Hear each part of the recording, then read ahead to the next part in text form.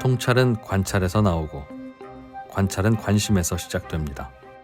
당신의 관심이 통찰로 이어지는 곳. 세상의 모든 지식 언더스탠딩. 아무튼 네. 이자 제한법 같은 법을 네. 국민의힘이 발의했다고 해서 네. 너무 기쁩니다. 왜요? 과감하게 비판할 수 있잖아요. 그렇게 비판하면 예전에는 민주당만 어느 그런 편이냐? 그런 법을 내니까 뭐라고 하면 저분은 민주당이 싫은가 보다 그렇게 라고 생각할 하는데, 텐데 이번에는 국민의힘이 냈다 그러니까 좀 제발 좀 맞아. 앞으로 너무 시원합니다. 정당을 가려줘. 정책에. 근데 정책을 보면 정당을 유추할 수 있잖아요. 네. 아무튼 네. 자, 장순환 기자님, 오늘은 네. 어서 오세요. 네, 안녕하세요. 네. 장순환 기자님 입사한 지가 조금 더 됐죠. 더 됐습니까? 1년 더 됐죠. 아니요. 아닙니까? 비슷합니다. 비슷합니까? 네. 장수영 기자도 1년 축하드립니다. 축하드립니다. 고생 많으십니다. 예. 야, 진짜. 아까 두 대표님께서 이 네. 노동 조건에 대해서 얘기하시는데 가슴이 20 몇 % 받는 금리를 건드릴 게 아니고 네. 조건을 바꿔야지. 그러게요. 자, 오늘은 공공주택 분양 네, 얘기죠? 네 예. 맞습니다. 예. 오늘 낮에 발표가 됐는데요. 네. 정부가 공공 분양 주택, 그러니까 일반인한테 파는 거죠. 이 분양 주택을 앞으로 5년간 50만 호 이상 공급하겠다. 네. 이렇게 밝혔습니다. 예. 이게 뭐 인허가 기준이라서요. 뭐 인허가 받고 착공해서 실제로 입주하는 데는 한 4, 5년 걸리니까 바로 들어가서 사실 수는 있는 건 아니고요. 네. 앞으로 이렇게 공급하겠다 이런 계획을 내놓은 거죠. 예. 뭐 이게 그냥 나온 건 아니고 윤석열 정부가 이제 대선에서 이기면서 공약했을 때부터 한 270만 호 공급하고 공공주택으로 한 50만 채 공급하고 뭐 그 중에서도 신혼부부나 생애 최초 주택 구입자들을 위해서 뭐 싼 역세권 첫 집을 포함해서 뭐 이런저런 다양한 주택을 공급하겠다고 했는데 이번에 네. 그 구체적인 모델을 제시한 겁니다. 공공 분양이면 네. 정부가 분양하는 겁니까? 네, 그렇습니다. 정부가 분양할 때 네. 그러니까 레미안도 아니고 LH에서 하는 거, 이런 프루지오도 거? 아니고 LH가 분양한다? 뭐 LH가 분양하는 건데 그 브랜드는 나중에 뭐 민간하고 협업해서 뭐 그런 식의 브랜드를 달 수도 있죠. 근데 예. 주체는 이제 LH나 뭐 SH나 이런 시행 그 정부 산하 기관이 하는 거고 예. 민간인들에게 이제 그 파는 거죠. 민간인들이 살 수 있는 건데 음. 그 지난 요 표를 잠깐 보여드리면 네. 예.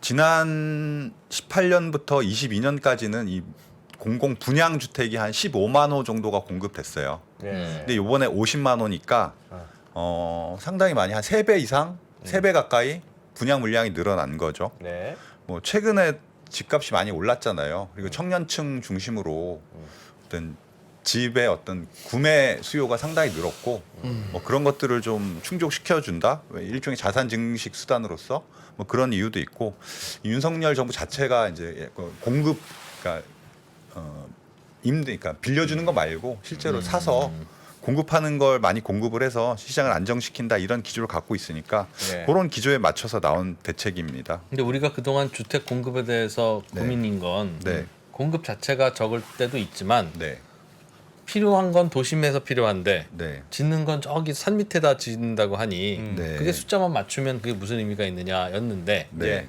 이번에 공공 분양 주택은 어디에 무슨 땅으로 무슨 돈으로 짓겠다는 거죠? 요거 일단 요걸 좀 보여드릴게요. 네.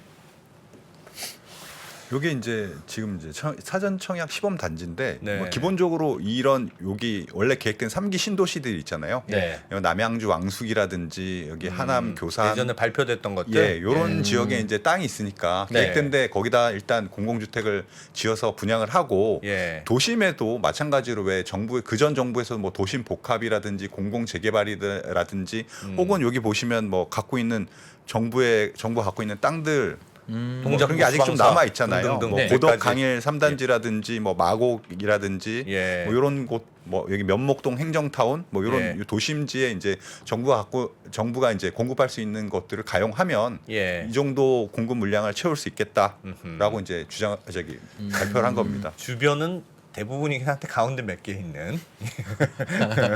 뭐 서울에 땅이 정부 땅이 어디 있어요? 없긴 그러니까 없죠. 서울시 예. 도심 안에는 사실 많지는 않고요. 맞아요. 그러니까 외곽에 있는데 저 외곽에 외곽에 있는 있는데, 거가 다 네. 발표됐던 거 아닙니까?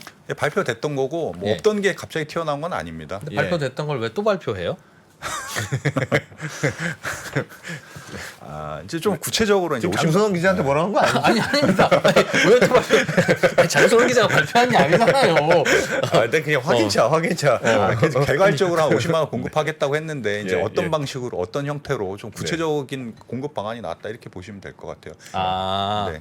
그러니까 예전에는 여기에 집 짓겠다고 발표하고 어. 이번에는 거기에 안방이 몇 개고 뭐 이런 얘기한 뭐, 거다. 네, 그런 네. 개괄적인 건 이미 공약 때 나왔던 거고 예, 예. 이번에 나온 거는 조금 더 뭐 구체된 새로운 얘기인가 아닌가 싶어서 예. 여쭤본 겁니다. 네, 이게 이제 뭐 일단 물량도 좀 많아졌고 과거보다 네. 이번에 한 이제 새로운 형태의 공공주택, 공공분양주택을 이제 공급하겠다 이렇게 발표를 했는데 네. 표를 보여드릴게요. 네. 이 50만 호가 구체적으로 어떻게 이렇게 구분이 되냐면은 음. 여기 뭐 일단 나눔형 뭐 25만 가구, 여기 선택형 10만 가구, 일반형 15만 가구에서 여기 조금 나눠져 있습니다. 여기 네. 제가 다른 표를 잘못 네. 보여드렸는데요. 네, 이렇게 나눠져 있고 요게 좀 특징이 있어요. 요 나눔형 25만 원 공급되는 거는 일단 시세의 한 70% 정도 이하에서 분양을 하는 거고 네. 그 시세 차이가 한 70% 정도 보장을 해주는 그런 구조입니다. 이게 조금 이해가 언뜻 안 되실 수 있는데 예. 그걸 좀 예. 특이한 구조네요. 네, 예. 좀 설명을 해드리면 예. 예를 들어서 뭐 시세 70%라 그러면 한 주변 아파트들이 한 6억 정도 하는데 예. 저기에는 한 4.2억 정도, 4억 2천 정도에 분양을 해서 네. 좀 살다가 이게 의무 거주 기간이 한 5년이 있는데 그 지나다가 이제 주변 아파트도 또 좀 올랐어요. 예. 그럼 이제 매각을 할 수 있는데 그걸 이제 시장에다 매각하는 건 아니고 이제 LH나 이런 공공기관에다가 바로 환매를 그 공공기관이 대사가는 겁니다. 네. 이제 대사갈 때 이제 아까 말씀드렸듯이 이제 팔 때 분양가는 주변 시세보다 한 70% 낮은데 이제 예. 매각할 때는 주변에 이제 시세 그 감정을 한 가격이 있잖아요. 예. 그 시세대로 팔면 얼마일 것이다. 네, 예. 그 감정을 한 가격에다가 본인이 샀던 분양가를 빼고 예. 거기 이제 남으면 이제 그 차익이 있지 않습니까? 차이 예. 꽤 크겠네요. 싸게 샀으니까 살 때. 그렇죠. 예. 그 차익의 70%는 본인이 갖고 아. 30%는 공공기관이 회수하고 차익을 나누는 방식으로. 예, 그런 방식이고 예. 여기 선택형 같은 경우에는 이제 6년 정도 임대해서 거주한 뒤에 예. 이제 분양 여부를 선택할 수 있는데 왜 이거는 최근 우리 지금도 있잖아요. 왜 5년 뭐 맞아요. 임대하다가 저거 있죠. 예. 전환하는 것도 예. 있고 10년 임대하다 전환하는 것도 있는데 그게 이제 이렇게 좀 변화됐다 이렇게 보시면 될 것 같고 그다음에 이제 일반형이 한 15만 호 정도 저거 공급됐는데 그냥 일반적인 우리가 알고 있는 분야. 예. 예. 여기 이제 좀 특징이 뭐냐면은 예. 뭐 일단 분양가도 좀 싸긴 싸요. 뭐 주변 시세 뭐 최소한 7, 70%. 80% 정도니까 일단 네. 이걸 분양을 받으면 일단 거기서부터 이제 시세 차익이 좀 있고 예. 요 금융 조건이 상당히 좋아요. 보시면 금리가 진짜 싸네요. 예, 요즘. 금리가 상당히 저렴하고 예. 그 최대 5억 원까지 대출이 가능하고 뭐 DSR도 적용받지 않고 예. 이러다 보니까 상당히 좀 저렴하게 경쟁력 있는 가격으로 금리로 분양을 받으실 수 있을 거다. 이제 저거는 25. 청년들만. 이거 청년들만 여기 해당되는 건 아니고요. 예. 이거는 여기 보시면 이렇게 돼 있습니다. 아. 신혼부부 네, 생애 여기 최초 일단 여러 가지 나눔형 있네. 같은 경우에는 뭐 신혼부부 생애 최초 뭐 예. 이런 부분들도 있는데 요번에 좀 특징적이라고 하면 이 청년 특공 15%가 새로 이제 도입이 된 거예요. 예. 또 과거에는 이제 이 과거에 이런 그 정부가 분양하는 물량들은 주로 결혼하신 부부들 아. 뭐 이런 분들한테 좀 많이 이제 배정이 됐잖아요. 1인 가구는 그럼 어떻게 하는 거냐? 뭐 1인 아. 가구는 혹은 미혼 가구는 어떻게 할 아. 것이냐 이런 거에 대해서 상당히 반발이 많았었고 그런 것들을 좀 배려하겠다라고 예. 그 전에도 얘기를 했었고 그게 예. 이번에 이제 구체적으로 정책에 반영된 건데 청년 여기 나눔형 25만 호 가운데서 청년이 한 15% 정도를 특공으로 받을 수 있고 예. 선택형 같은 경우에도 한 15%를 갖고 갈 수 있잖아요. 예. 그러니까 과거에는 이분들이 이제 공공 분양 주택을 얻지 못했는데 예. 그 전체 한 35만 가구 중에서 이 청년 비중이 15%니까 한 5만 5천에서 6만 가구 정도 될 텐데 네. 이 물량을 이 청년들이 가져갈 수 있는 겁니다. 그렇다고 이 청년들 뭐 아무 청년이나 되는 건 아니고요. 이것도 뭐 소득이라든지 자산이라든지 이런 거에 좀 제한을 두긴 합니다. 기준은 있어요. 돈 네. 너무 많으면 안 되고. 뭐 예를 들어 아직 구체화되진 않은데 뭐 부모 재산까지 좀 본다고 하니까 아. 본인의 이제 소득도 보고 본인의 자산도 보고 네. 청년이면 몇 살까지가 39세까지입니다. 39세까지. 네. 근데 요게 뭐 사실 그 전에도 그 있었거든요. 이런 게 있었는데 보시면 청년형 요번에 가장 큰 특징이 좀 청년에게 그 공공 분양 물량을 좀 지원하기 위해서 네. 그 그림을 좀 보여드릴게요. 과거에는 그 뭐 다자녀라든지 노부모라든지 뭐 생애 뭐 기관 추천 뭐 이건 뭐 중소기업이라든지 장애인이라든지 이런 부분들 받을 수 있는 물량이 좀 있었는데 네. 이런 부분들을 이제 나눔형 같은 경우에 전반적으로 청년층에게 좀 배려를 하고 예. 그래서 이제 여기서는 이런 다자녀 가구라든지 노부모 부양 가족 경우에는 여기서는 이 나눔형 같은 경우에는 좀 기회가 많이 줄었고요. 예. 대신 이제 뭐 선택형 아까 말씀드렸듯이 일정 기간 임대를 한 다음에 살 수 있는 그런 선택형이라든지 그 전에 이제 일반적으로 분양을 받던 이 일반형 15만 호 쪽으로 조금 그 공급하는 게 좀 넘어갔다 이렇게 이해를 해주시면 될 것 같아요. 그러니까 좀 쉽게 말하면 다른 분들 혜택을 좀 줄이고 청년들 혜택을 좀 많이 늘렸다. 이번에 네 그게 좀 이번에? 가장 큰 특징이라고 볼 수 있을 겁니다. 원래는 청년 신혼부부한테 또 많이 줬다가 네. 또 그러다가 이제 그거에 해당 안 되는 분들은 그럼 어쩌라는 거냐? 네. 그럼 또 늘렸다가 네. 다시 이번에는 또 됐다가 됐다가 왔다 갔다는 하는 거는 같아요.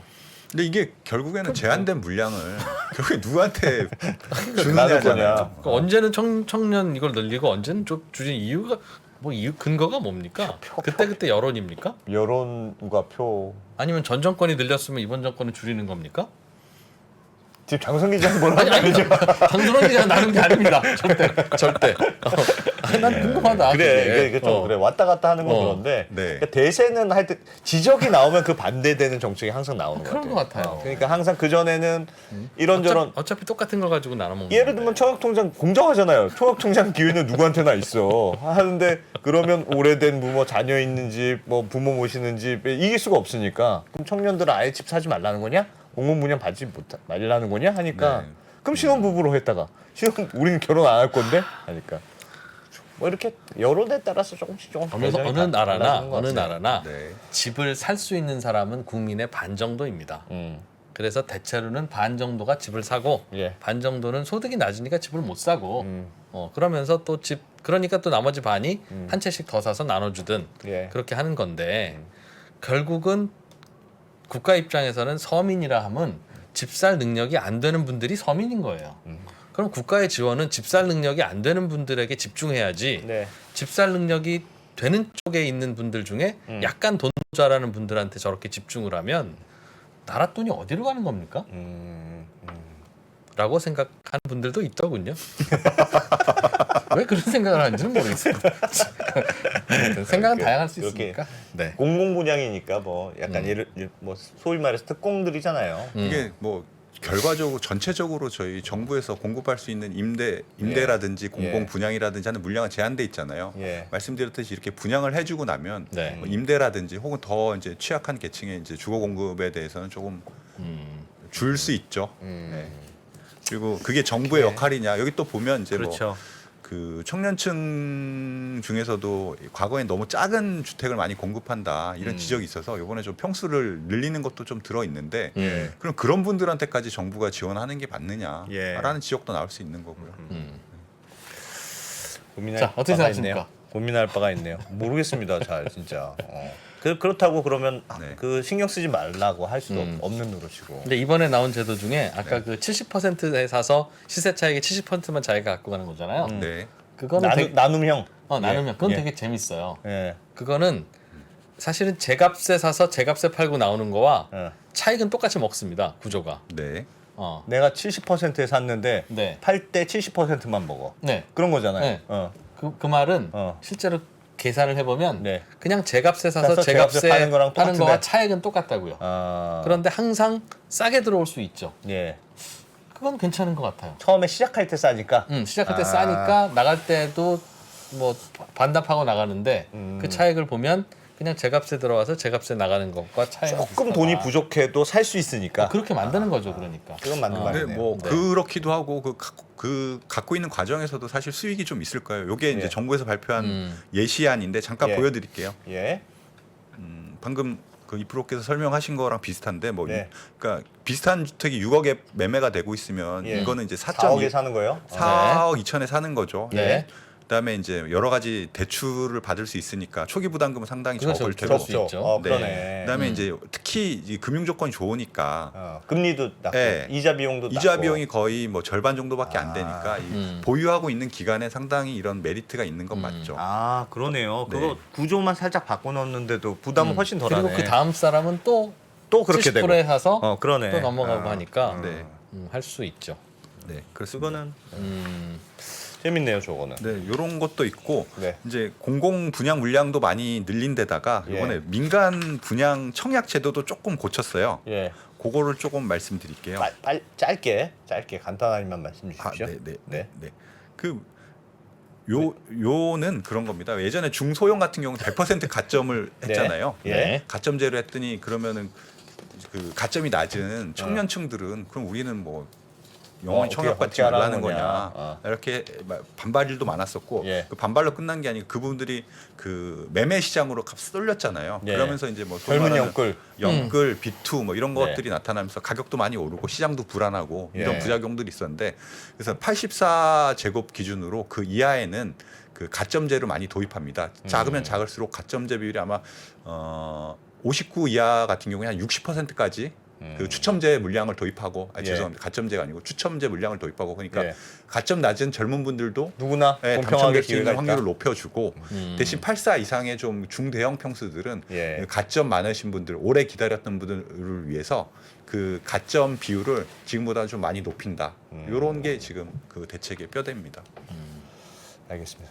전체적으로 청년들한테 좀 페이버를 많이 주는 쪽으로 이번에 네. 작은 희망이지만 누구에게나 희망을 갖게 해주는 골고루 나눠주는 정책이네요.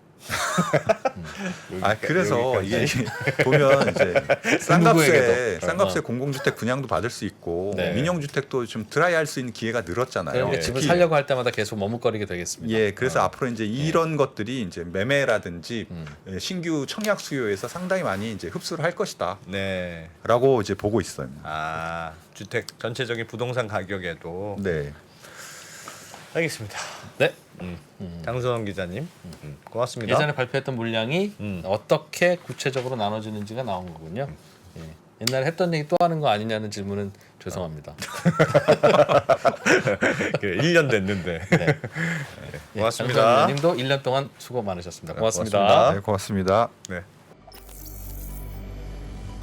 저희 3프로TV가 우리나라에서 가장 많은 데이터를 분석하는 송기령 부사장과 함께 미래대학 강의를 선보인 지가 벌써 1년이 지났습니다. 대기업의 임원진들과 기관의 큰 프로젝트로만 제공되던 깊이 있는 통찰을 최초로 온라인을 통해서 공개했었는데요. 여러분들이 보내주신 다양한 피드백을 바탕으로 한층 더 업그레이드해서 다시 돌아왔습니다. 3프로TV 미래대학 확장판. 현상은 벌어진 거고 함의는 그 안에 들어있는 이유란 말이죠. 예측 그러셨는데요. 예측이 아니라 이해입니다. 그렇게 가게 돼 있어요. 누구보다 먼저 사회 변화를 포착하고 자신만의 전략을 수립하시는 귀한 시간이 되실 겁니다.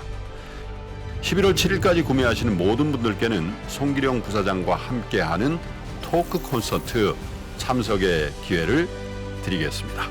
영상 하단의 링크를 클릭하시거나 네이버에서 3프로TV를 검색해 주세요.